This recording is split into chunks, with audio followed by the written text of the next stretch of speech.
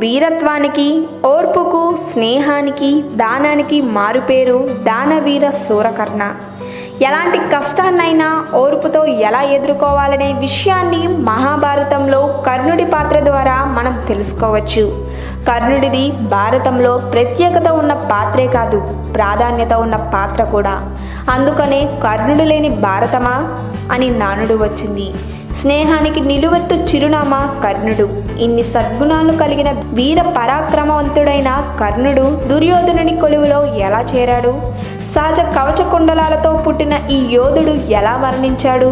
అసలు కర్ణుడు చావుకి 100 కారణాలనే సామెత ఎలా వచ్చిందో తెలియాలంటే మీరు అతని కథ వినాల్సిందే. అయితే ఈ వీడియో చూసే ముందు మా ఛానల్ని సబ్స్క్రైబ్ చేయడం మాత్రం మర్చిపోకండి. కర్ణుడి అసలు పేరు వసుసేనుడు.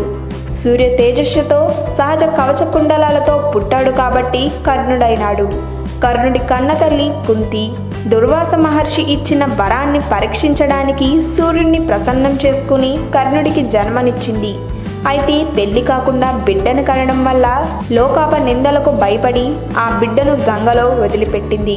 అలా కొట్టుకు వచ్చిన బిడ్డ అతిరథుడనే సూతుడికి దొరికాడు. అతని భార్య రాధ. వీలే కర్ణుడిని పెంచిన తల్లిదండ్రులు. రాధ పెంచింది కాబట్టే రాధేయుడైనాడు.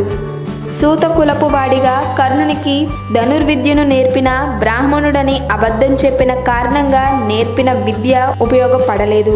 ఒకరోజు పరశురాముడు కర్ణుడి ఒడిలో తలపెట్టుకుని నిద్రిస్తున్నాడు. ఒక కీటకం కర్ణుడి తొడను కుట్టింది.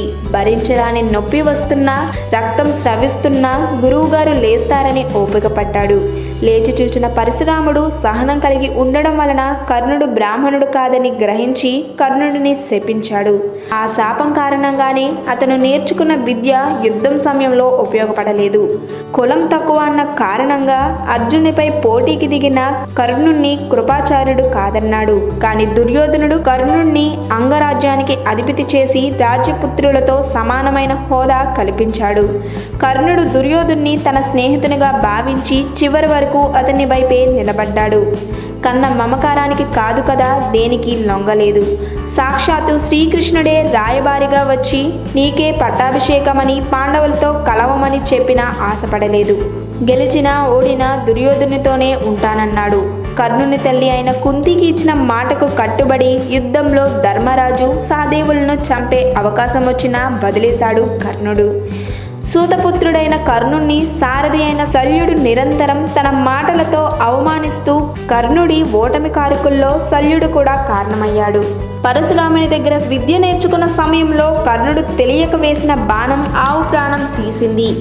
అది యాగధేనువు. దాంతో ఆ బ్రాహ్మణుడు యుద్ధంలో నీ రథచక్రం భూమిలోకి కృంగిపోతుంది అని శపించాడు.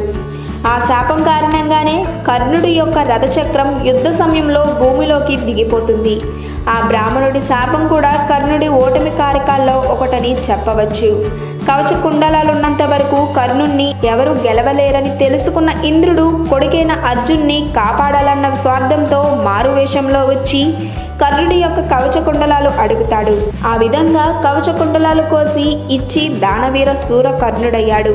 అవమానాలు అధిగమించి స్నేహానికి ప్రాణమిచ్చి దానానికి తనని మించిన వారు లేరని కర్ణుడి పాత్ర మనకు చెప్తుంది. ఈ వీడియో కనుక మీకు నచ్చినట్టయితే లైక్ చేయండి, షేర్ చేయండి. మరిన్ని లేటెస్ట్ అప్డేట్స్ కోసం మా ఛానల్ని సబ్స్క్రైబ్ చేయండి.